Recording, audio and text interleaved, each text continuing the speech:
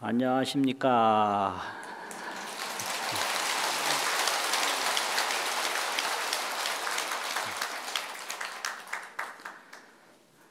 오전 시간에서 지금까지 굉장히 오랜 시간입니다. 일념이 무량겁이라. 일념은 일찰나거든요. 일찰나 외에 무량겁이 없어요. 그러니까 당연히 안녕하십니까 물어야지. 이제 오전에 부처님께서 정각을 이루시니, 정각, 바른 깨달음을 이루시니, 이 부처님 소개부터 하거든요. 거기에 이제 부처님이 정각을 이루신 내용을 19로 설명을 하는데, 19절로 제일 앞에 그 이제 하나하나 설명이 있거든요. 그러면 어땠냐? 이행이 영절했다. 이행, 생사와 생사 없는 세계, 그 두 가지가 없어요. 생사와 열반을 이행이라고 그래요. 이 부처님의 정각 안에는 생사 없는 세계 없는 거예요. 이행이 영절하시고, 달 무상법 하시고, 형상 없는 법, 형상 없는 법. 형상은 세간법인데, 형상 없는 법, 세간법이 아닌 법을 달자는 통달하셨다 이 소리예요. 앓으셨다. 그러면 무상법은 다른 말로 하면 진여법, 진여, 정멸법, 이걸 무상법이라고 그러는데, 그 생사 없는 세계를 아셨다 이런 거죠. 그럼 부처님은 뭘 부처님이라고 그러는가? 금강경 현장법사 번역본이 있는데요. 현장법사 번역본에는 부처님은 진실 진여 정어라 이랬는데, 더할 증자 말씀 어자. 누가 아이가 법문 좀 잘하라고 지금, 에? 그 법문이 왜 이렇게 시원찮냐고 뭐라 그러는 거예요. 부처님은 진실 진여에 대한 존칭이다. 정어라는 말은 존칭인데, 진여 존칭을 부처님이라고 그래요. 진여 그 자체를 말하는 거지. 생사 없는 세계, 정멸 존칭. 또 부처님은 진여 법성 정어라. 법성에 대한 존칭.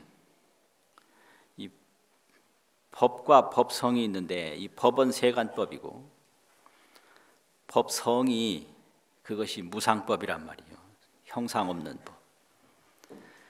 그 형상 없는 법성을 존칭으로 호칭할 때 부처님이라 이래요.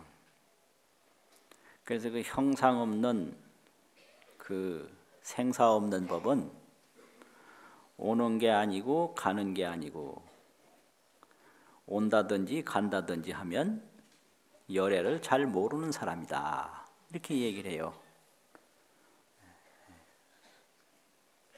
그런 세계에 이제 도달하셔서 무상법을 통달하셨다 이러고요. 주어 불주라. 부처님의 머무는 데 머물렀다. 그 생사 없는 법을 깨달으신 분들이 머무는 세계가 있어요. 그게 불주입니다. 그래서 불주에 머물렀다. 이제 중생은 중생에 머무는 세계가 있거든요. 그럼 중생은 어디에 머무는가? 형상에 미혹해서 형상이 무상인 줄 모르는 거예요. 이게 미혹이에요. 형상이 무상인 줄 모른다. 그래서 그 형상을 구하는 것이 중생이 머무는 거죠. 중생은 구하는 데 머물러요. 사람을 구하든 건강을 구하든 재물을 구하든 명예를 구하든 이건 다 형상인데 그거 구하는 거예요. 그래서 우리 인간은 구하다 죽어요. 구하다 죽어. 기러기는 이래 날다 죽고 날다가 죽어요. 근데 우리 인간들은 구하다 죽어요. 그게 중생이 머무는 곳이에요.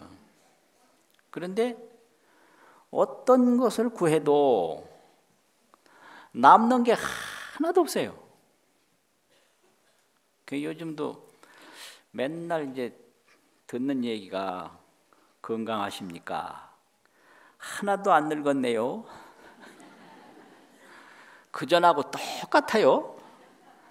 이런 말 많이 해요. 나도 그런 말을 해요.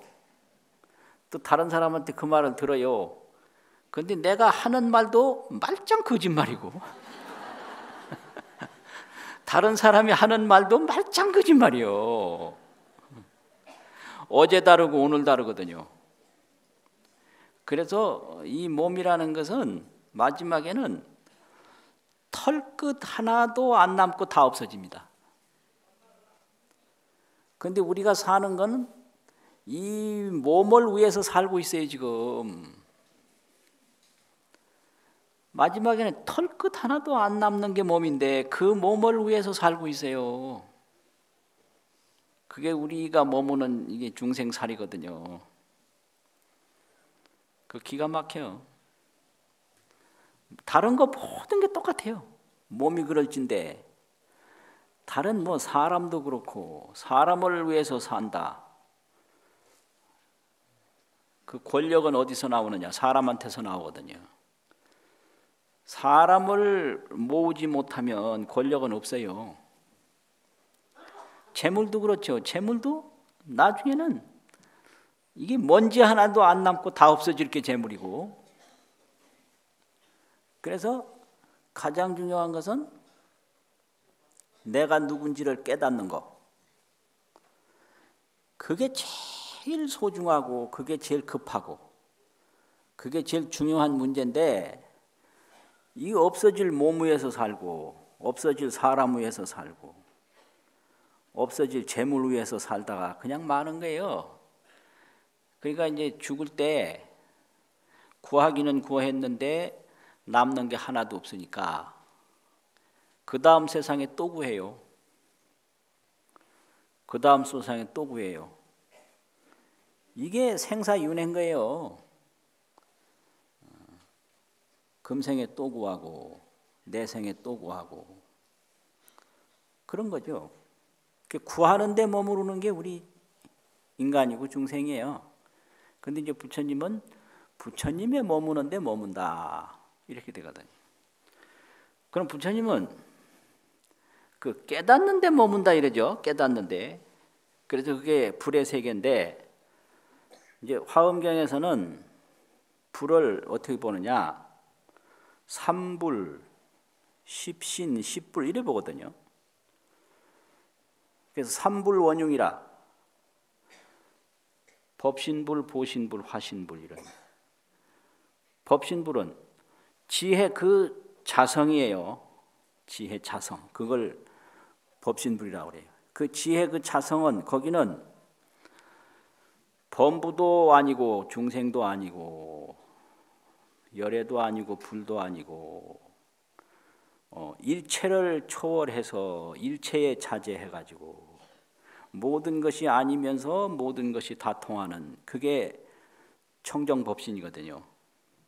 법신 그 자리는 이게 완전히 성인이냐 성인도 아니고 범부냐 범부도 아니고 그냥 청정 그 자체예요. 그래서 그거를 일물이 장령이라 한 물건이 길이길이 신령스러울 뿐이에요. 그냥 신령스러운 것 그 자체지 그 다른 범성이나 그런 생불이 아닌 거죠. 중생과 부처가 아닌 거. 이제 그것이 청정법신이고 원만보신은 그 청정법신에서 사람이면 사람으로 이렇게 공덕을 지으면 그 사람으로서 지은 공덕의 보답이 있는데 그게 지혜예요. 자기 지혜. 그게 이제 원만보신이에요. 그게 보답에 의해서 얻어진 몸이죠. 그럼 거기에는 무한한 변화를 해요. 그게 변화신이죠. 그 사람에게 똑같은 거 있어요. 우리 지혜 자체가 있는데 그게 법신이죠. 그럼 우리가 이 몸을 받고 전생에도 몸을 받아서 부단히 경험을 하고 닦음이 있는데 그 경험과 닦음만큼 자기가 스스로 얻어서 이룩한 지혜가 있어요. 그걸 보답으로 얻어진 몸이라고 그래가지고 보신이라고 그래요. 그런데 그 보신은 변화를 해요. 무한히 변화를 합니다, 이게. 그래서 사람은 이게 그 보신이 변화를 하면 그게 화신이 되거든요. 이 화신으로서 부단히 변화를 하니까 믿으면 안 돼요. 내 지혜는 이것이 저분이 얼마 안 있으면 돌아가신다 알고 있어요. 그런데 문병을 가가지고는 절대로 안 돌아가십니다 이래요. 오래오래 사셔서 통도사도 가고 뭐 어디도 가고 전부 다 하셔야죠 이래요. 그 심지어는 아들도 그러고요. 그 아들 말도 들으면 안 돼요. 심지어는 부인도 그래요. 그 남편이 내일 모레 죽을 거 뻔히 알면서도 입에 침도 안 바르고 오래 사신다고 그 거짓말 하더라고 내가 보니까. 그래서 내가 왜 거짓말 하느냐고 말도 못하고 그냥 나도 따라서 거짓말하고 나왔거든. 그게 변화신입니다. 그게 변화신. 그런데 이제 이걸 부처님으로 보면 변화신은 서가모니 부리고 이제 그 원만보신은 노사나 부리고 청정법신은 비로자나 부린데 이게 삼불이 원흉한 거예요. 원흉해. 하나가 있으면 다른 둘이 따라와요. 이게 삼불 원흉이 이게 부처님 세계죠. 변화신 속에는 이제 그 원만신이 있고 청정신이 있는 거예요. 우리 지금 이거 말하고 하는 거 이거 변화신이거든. 이 안에 지혜가 있어요. 그 밑에 자성이 있어요. 자성신, 지혜신, 변화신 이렇게 항상 같이 다녀요. 그리고 이제 부처님 세계 이게 삼신을 넓히면 십신이 되는데요. 이런 얘기는 들어도 잘 기억도 안 되고 그러니까 어렵다 그러는 거예요. 그런데 사실은 그게 어렵다라고 느낀 게 중요한 법문이에요. 그럼 십신은 이게 국토신, 중생신, 업보신, 국토, 중생, 업보, 성문신, 연각신, 보살신, 열애신, 지신, 법신, 허공신 이게 십신이에요.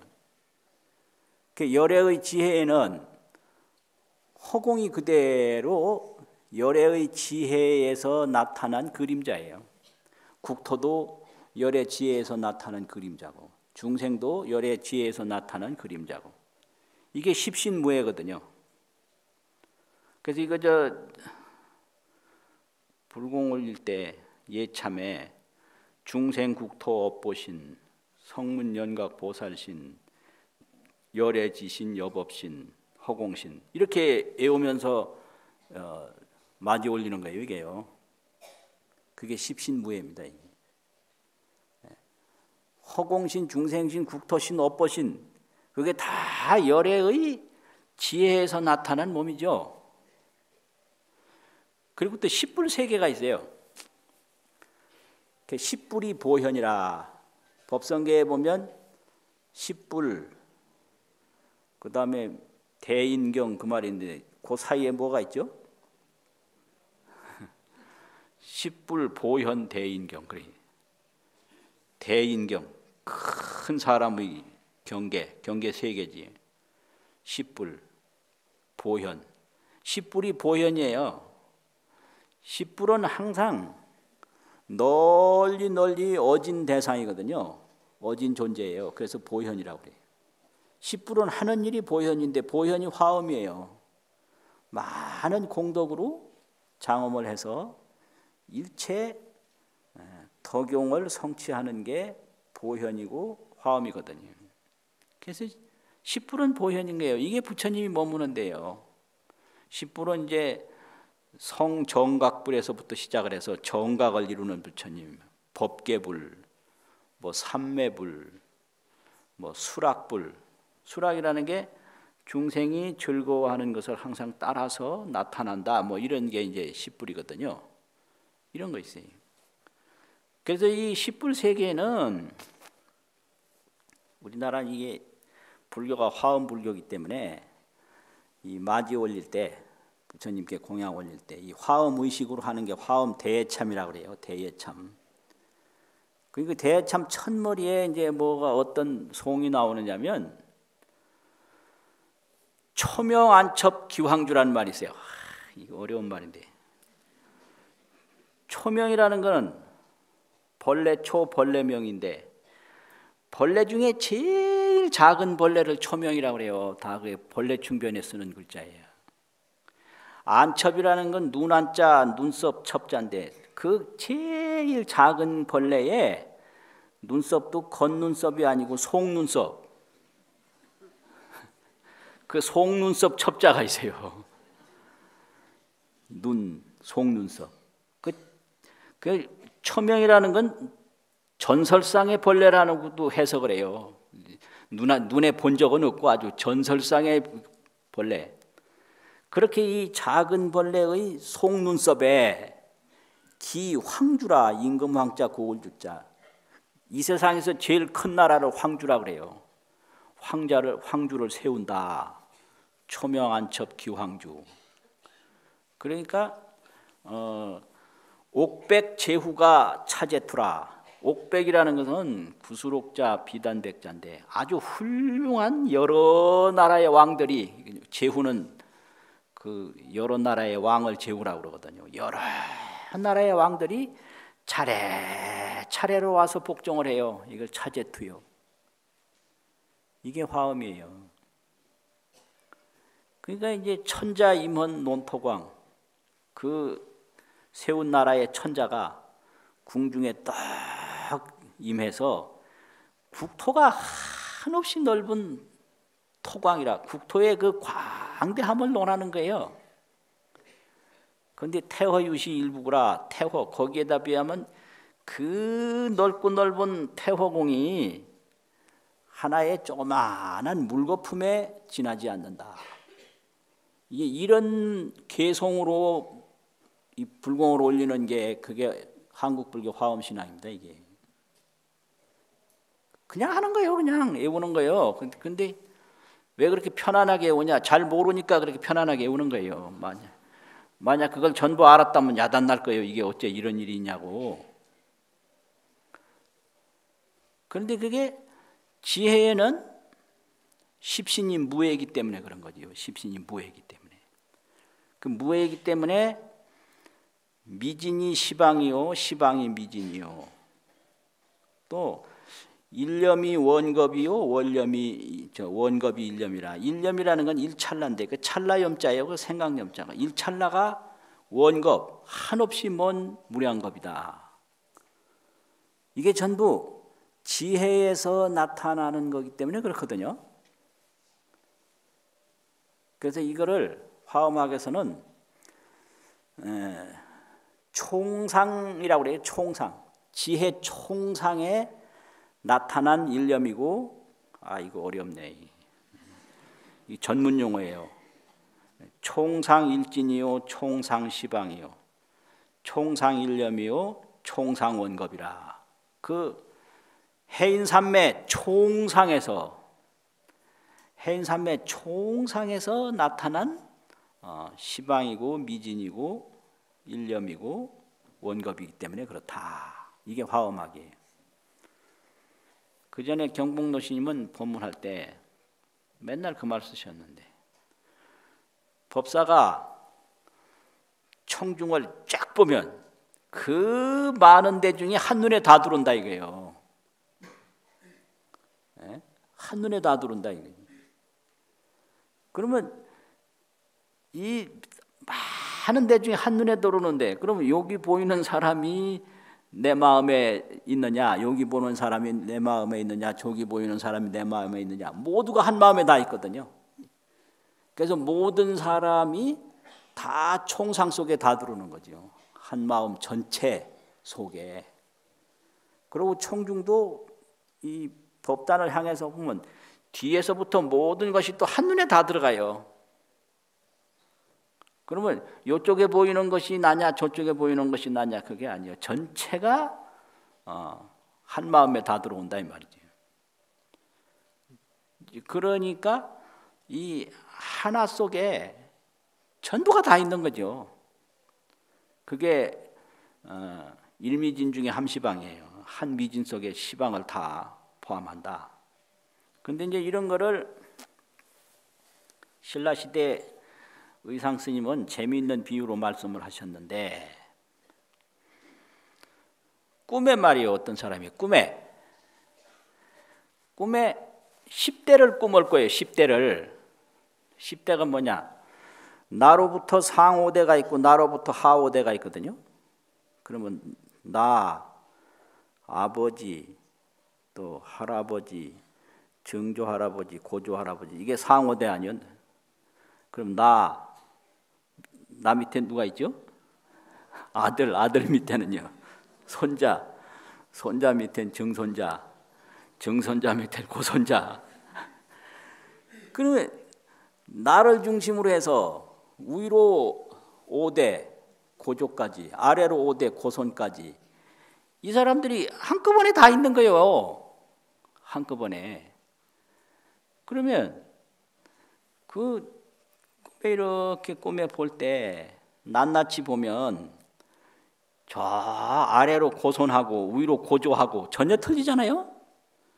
또 나하고 또 아들하고도 틀리고, 나하고 아버지하고 틀리고, 할아버지 증조부하고 다 틀리고. 그런데 이분이 딱 하나 같은 게 있어요. 그 아래로 5대 위로 5대로 그 대수는 조손이 다 틀리는데, 할아버지 손자가 다 틀리는데 하나 딱 같은 게 있거든요.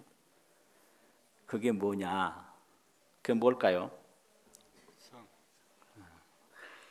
뭐라고 잘 안 들려요. 물론 성도 같지. 조선이니까 성이 같겠지. 그런데 그 성보다 더 같은 게 있어요. 뭐냐면 뭐 고조든 고손이든 누구든 다 자기 꿈에서 나타났다 이거예요. 그 고조도 자기 꿈에 나타난 거고, 고손도 자기 꿈에 나타나는 거고, 증손도 그렇고 증조도 그렇고 자기도 그렇고 전부 하나의 꿈에 위로는 고조까지, 아래로는 고손까지 다 나타난 거예요. 꿈인 것만은 똑같아요. 낱낱이 다 틀리죠. 그런데 전부 하나의 꿈에서 나온 것만은 똑같아요. 그러니까 고조도 하나의 꿈에서 나왔고, 고조라고 해서 그 꿈이 더 많은 것도 아니고요, 고손이라고 해서 꿈이 적은 것도 아니고, 하나의 꿈에서 10대가 다 나타난 거예요. 이거 뭔 말 하려고 이렇게 하나. 네? 이제 이런 거를 화엄이라고 그래요. 이런 거를 하나의 꿈에서 다 나타난 거지, 꿈 떠나서 고조가 없다 이거지. 그러면 이 세상 무량겁이든 일찰나든 하나의 지혜에서 다 나타난 거예요. 그게 열의 십신이에요. 그게 지혜신이고요, 그게 보리신이고요, 그게 자성신이고 그런 거예요. 시방허공도 지혜에서 나타났고 일미진도 지혜에서 나타났으니까 미진지혜나 허공지혜가 조금 더 다른 게 아니고 전부 총상지혜 하나뿐인 거예요. 이런 철학이나 이런 가르침은 또 이런 인생은 굉장히 중요한 거예요. 이거 그런데 이 화엄 전통에는 세 가지가 있어요. 이 문증, 이 글을 통해서 정득해 들어가는 또 이게 방법이 있어요. 이것이 이제 중국의 근본 화엄입니다. 의상 스님이 공부했던 그 지엄 선사가 있는데 지엄, 또 중국의 법장, 또 청량 이런 분들이 대표적인데 이분들은 엄청난 화엄 저술을 남겨서 저술이 그냥 학문을 하기 위해서 한 게 아니라 그 화엄 삼매 그 지혜의 세계를 정득하는 방법이 그게 저술이죠. 그래서 이것은 문증이에요. 문증. 그 글을 통해서 정득해 들어가는 거. 정득이라는 건 체험한다 이 말이에요. 그러니까 저 무한한 허공과 무한한 천지가 내 지혜의 그림자다 이거예요. 허공과 이 대지가 자체가 없어요. 자성이 없는 거예요. 그래서 있어도 있는 자성이 없고 없어도 없는 자성이 없고, 그래서 자성이 없단 말은 이것도 어려운 말 해야 되는데, 자성이 없단 말은 이런 거예요. 그것에 그것이 없다. 이거 잘 들어놓으면 중요해요. 그것에 그것이 없다. 그러니까 이 물에 물이 없는 거예요. 물을 가만히 조사해요. 물이라는 자체가 없어요. 그런데 그냥 물이에요. 그릇에 그릇이 없어요. 나무에 나무가 없고 사람에 사람이 없고요. 죽음에 죽음이 없는 거예요. 죽음에 죽음이 없다. 이게 화엄삼매인 거죠. 죽음이 있는 것처럼 이제 미혹하니까 나중내 살려주세요 이런 거예요. 그래서 이게 지혜로 깊이 들어가면 죽음에 죽음이 없는 걸 딱 보면 자제하는 거죠. 그래서 세간만 알고 법계를 모른다. 법계라는 것은 그 지혜의 실체, 진여, 법성 이런 거예요. 그래서 세간이라는 건 이게 언제 생겼고 누가 만들었고 용도는 뭐고 이게 세간이거든요. 그래서 이 몸이라는 것은 세간인데 이걸 자세히 보면 이게 법계예요. 몸에 몸이 없는 거예요. 요거 하나 몰라서 고생하는 거예요. 이게 사랑에 사랑이 없고, 사랑보다 더 좋은 게 오랑이라면 오랑에 오랑이 없는 거지. 오랑이라는 말 들어보셨어요? 그럼 사랑보다 더 낮은 건 삼랑인데 삼랑에 삼랑이 없는 거지. 예. 말로는 사랑 때문에 못 살겠네 해도 이걸 자세히 들어가 보면 사랑에 사랑이 없어요. 뭐가 사랑이냐? 실체가 없는 건데 그런다고. 그 뭐가 죽음이냐? 죽음에 죽음이 없고 태어남에 태어남이 없고 이게 자성이 없다는 말이에요. 그래서 뭐든지 이 법계 실상으로 들어가면 그게 무상법이에요. 무상법. 형상 없는 법이다. 이런 말이죠. 그래서 이걸 저술을 통해서 화엄을 하면 그런 저술을 통해서 이런 실상에 들어가는데 그게 문증화엄입니다. 문으로 정득할 정자 들어갈 입자 정입이라고 그러거든요. 정득해 들어가는 거예요. 문정입. 문으로 들어가는 거예요. 그건. 또 중국의 그 법장이나 청량 말고 통연장자라는 분이 있어요. 그분이 화엄경 신론을 40권을 줬는데 그분은 다른 저술 같은 거 절대 중요시 안 해요. 딱 그걸 믿는 마음, 신, 믿을 신자 신을 중요시해요. 그 신으로 정의를 해요, 이 화엄 세계에. 그건 신이 뭐냐? 우리 자신이 중생이 바로 진여고, 중생이 바로 지혜고, 중생이 바로 법계다. 그 중생은 뭐냐? 무명이다 이게요. 어리석은 거. 어리석은 거 그 자체가 법계고, 그게 지혜고, 그게 자성이지. 그거 떠나서 없다. 이게 바로 이런 이 신심을 통해서 그 화엄 법계에 들어가요. 그걸 신으로 정입한다고 그러죠. 정입.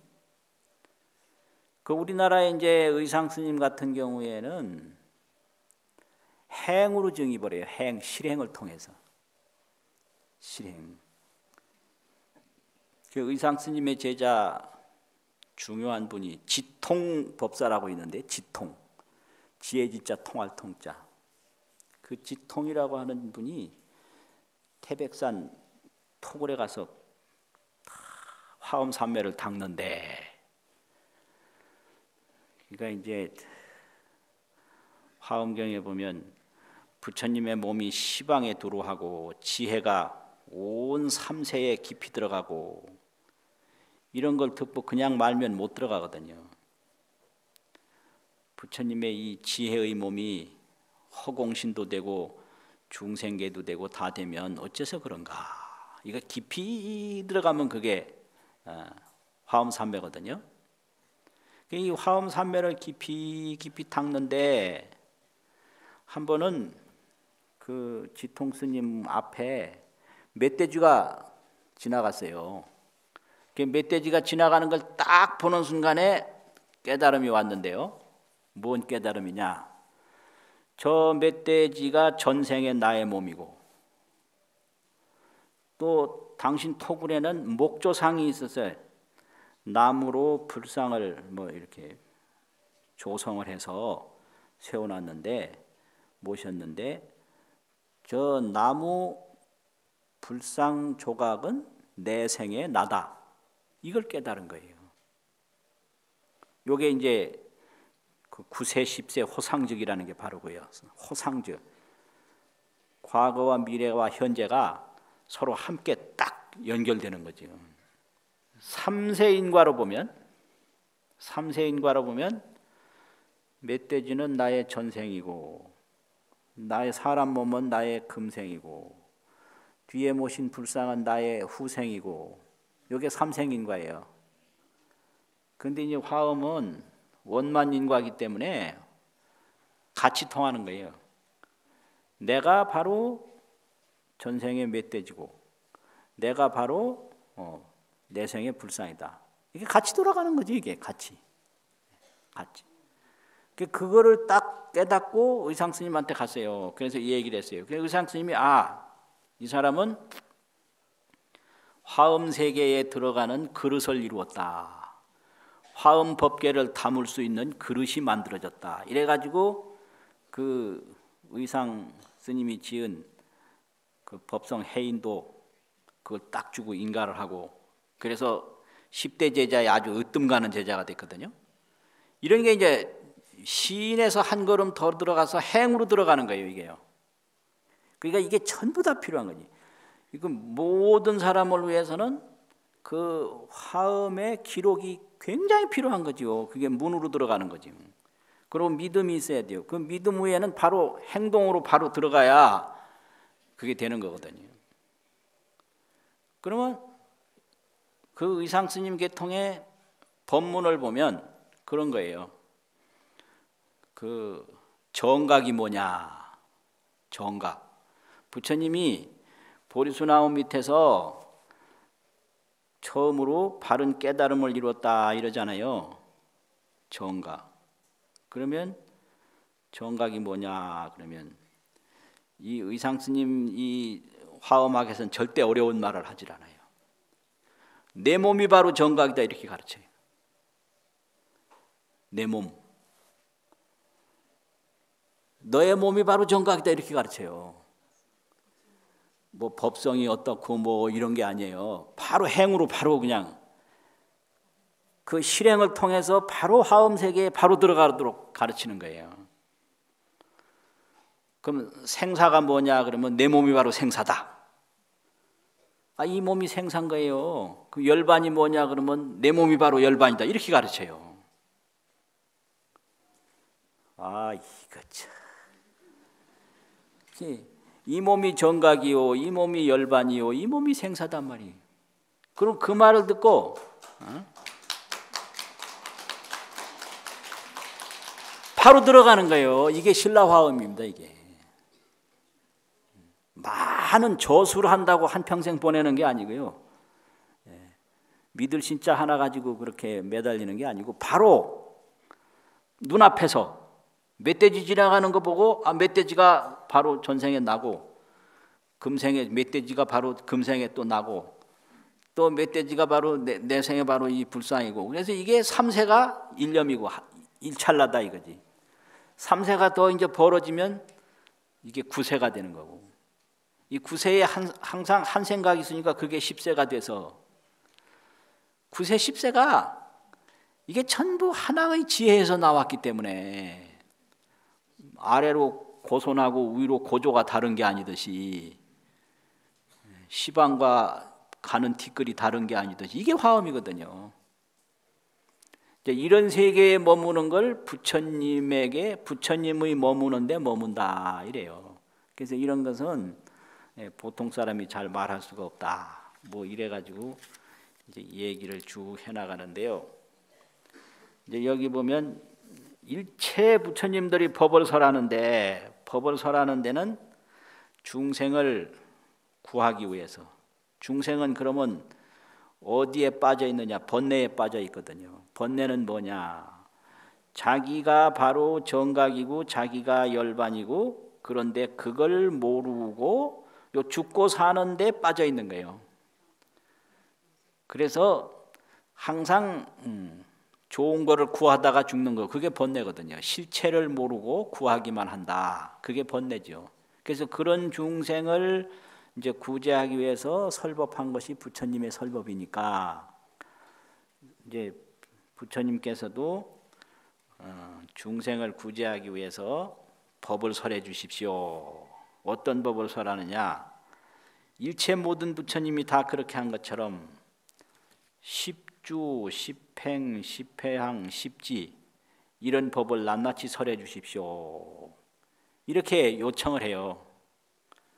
그러니까 이제 그런 요청을 다 이제 보고 부처님이 신통을 이제 일으키는데 거기에 신통을 일으키고 나니까 전 시방 세계에서 보살이 몰려들어요. 그런데 그 보살 중에는 문수보살이 으뜸이에요. 그래서 이제 문수보살이 부처님을 대신해서 설법하는 것이 이 열애명호품이고 그래서 열애명호품의 설주는 문수보살이에요. 그러면 이게 뭔 소리냐? 화엄경은 부처님은 그 근본이고 그 부처님을 대신해서 보살이 법을 설해요. 부처님의 가피를 받아가지고 그래서 설주가 문수거든요. 그럼 뭔 법을 설하는가? 이게 몇 구절만 새겨볼게요. 이거 법문하려면 천지로 많은데 이거 안 새기고 내려가기도 그렇고 이거 새길라니까 이거 참 제대로 되지도 않고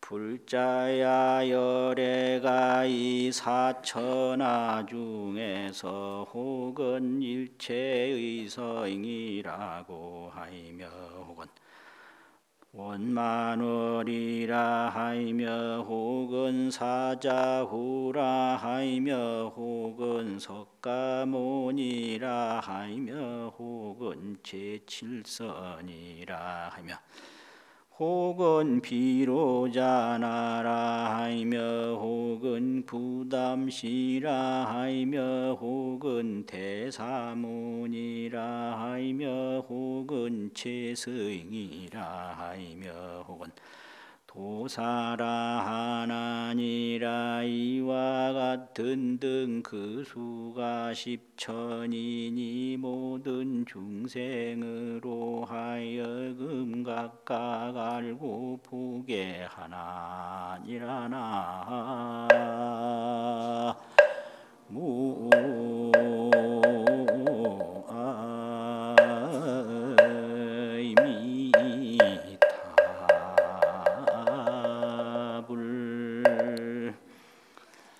이제 열애는 지혜가 원만하니까 신통이 원만하고 또 여러 가지 원력이 원만해서 중생들에게 한량없는 뭐뭐를 자재롭게 나타나는데 그게 자재가 그게 화엄삼매예요.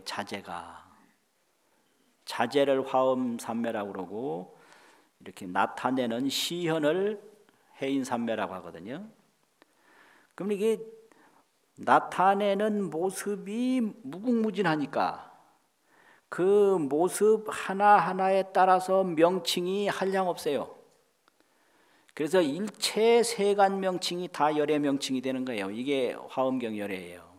그래서 이 열애 명호품은 부처님의 신업, 이 몸의 세계를 나타내는 거거든요. 부처님의 몸이 아주 여러 가지로 다양해요. 보이기도 하고 보이지 않기도 하고 크기도 하고 적기도 하고 남자도 되고 여자도 되고 그러니까 몸이 다양하니까 명칭이 다양하다. 이게 열애 명호입니다. 그래서 열애의 신업이 불가사의하다 이거고요. 그 다음에 이제 사성제는 이제 구업이 불가사의한 거예요. 사성제는 설법인데 설법이 세계에 따라서 한없이 다양하게 펼쳐지거든요. 사바세계의 고성제를 어느 세계에서는 뭐라고 하고 어느 세계에서는 뭐라고 한다. 또 그 다음 세계에서는 뭐라고 하고. 그러면 일체 세상의 언어가 다 열애의 언어다. 이것이 사성제입니다. 그래서 이것은 이제 사성제는 열애의 구업을 말하는 것이 말로서 설법하는 내용을 말하는 것이고 열애 명호품은 열애의 신업을 말한다. 이게 이겁니다. 그러면 어떻게 되느냐? 왜 이렇게 보이고 말을 하느냐? 중생이 법계를 모르고 형상에 매여서 그렇거든요. 법계를 모르고 형상에 매인다. 그래서 고가 나오는 거예요. 그러니까 우리 모든 고통은 형상에서부터 와요. 보이는 데서, 들리는 데서. 이 보이고 들리는 게 보이는데 보이는 것이 없다. 이걸 알으면 무상법을 통달한 건데 보이는데 보이는 것이 없다. 들리는데 들리는 것이 없다. 이걸 모르고 보이는 형상, 들리는 소리에 매여서 더 좋은 소리 들으려고 한마디 칭찬해 주면요 더 들으려고 정말이냐고 또 물어요. 아주 미치겠어요. 아이고 예쁘다 그러면 그 말 한마디로 만족해야 될 텐데 또 듣고 싶어서 정말 예뻐요? 짜증나지 그러면.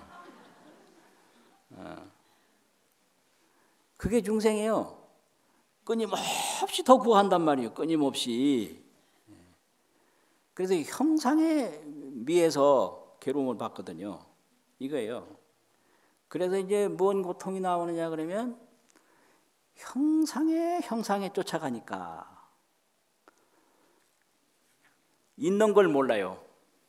자기에게 있는 걸 몰라요. 나에게 몸도 있고 뭐 머리도 있고 뭐 무엇도 있고 많이 있는데 경상도 말로 한 거 있는데 있는 걸 모르는 거예요. 이게 있는 걸 모르는 걸 요새 노이로제라고 합니다. 나한테 있는 거를 찾아보면 굉장히 많은데 그 있는 건 하나도 몰라요. 그래서 이 노이로제라는 게 있는 거 모르는 거예요. 그 다음에 없는 것만 구해요. 그걸 스트레스라고 그래요. 스트레스는 없는 거 구하는 게 스트레스예요. 그러니까 어떤 분이 나이가 80인데 지금도 떨린데 밖에 대중 앞에 나가서 얘기하려면 왜 떨리나? 지금도 구하는 게 많은 거예요. 더 예뻐 보이시고 그 나이에 예뻐서 뭐 하는지 나 참 그 기가 막혀. 그러니까 60대는 60대대로 떨렸고 70대는 70대 떨리고 80대도 떨린대요. 그러니까 지금까지 사랑받고 인정받았던 건 전혀 몰라요. 그게 노이로제거든. 그러니까 계속 더 받으려고 그러는 거, 그게 스트레스예요. 구하지 아니하면 스트레스가 없어요. 나에게 있는 거 그냥 만족하게 느끼면 노이로제 없어요. 이게 미혹한 거거든요. 전부 보면 있는 거 모르고 없는 것만 구하는 거, 이게 노이로제 스트레스인데 그게 말하자면 화병이고 그게 가슴앓이요. 옛날에 우리 할머니도 보면 뭐 그냥 그 뭐 할아버지한테 뭐 못 받은 것만 생각하더라고. 근데 아니 아들 낳고 손자 낳고 한 거 보면 받은 게 있기 때문에 낳지. 어떻게 하나도 받은 거 없이 어떻게 아들을 낳겠냐고. 그런 아이가 참 기가 막혀. 아니, 내가 아는데 왜 할머니는 모르냐 이 말이에요. 내가 아는데. 에? 우리 아버지 낳은 거 보면 뭐 할아버지한테 받았으니까 낳지. 그런데 그 받은 건 몰라요. 그러고 이제 굉장히 없는 거 더 받으려고만 생각해요. 자꾸 더 받으려고. 이 더 받으려고 그러는 게 이게 스트레스요. 그럼 얼마를 더 받아야 멈추냐? 멈추지 않아요. 항상 없는 것만 구하니까 그 중생의 병은 어떤 약을 써도 못 고쳐요. 있는 거 모르는 노이로제 병, 없는 것만 구하는 스트레스 병은 어떤 약을 써도 못 고쳐요. 그럼 어때 구하냐? 자, 나에게 없는 게 뭔가, 이걸 돌아보는 데서 이 병이 고쳐져요. 나에게 과연 뭐가 없나? 뭐 없는 거 구하지 말고 나에게 뭐가 없는지를 먼저 보면 없는 게 하나도 없어요. 나중에 보면 나에게 부족한 것이 뭐가 있나? 이거부터 보면 돼요. 나에게 과연 구할 것이 있는가? 없어요. 보면. 그래서 항상 선지식의 법문이 뭘 구하라고 한 게 아니라 너에게 없는 게 뭐냐 이걸 물었어요. 나에게 뭐가 없는데? 다 있고 내가 뭘 안 받았는데 다 받았어요. 그런데 받은 거 모르고 없는 것만 구하는 거예요.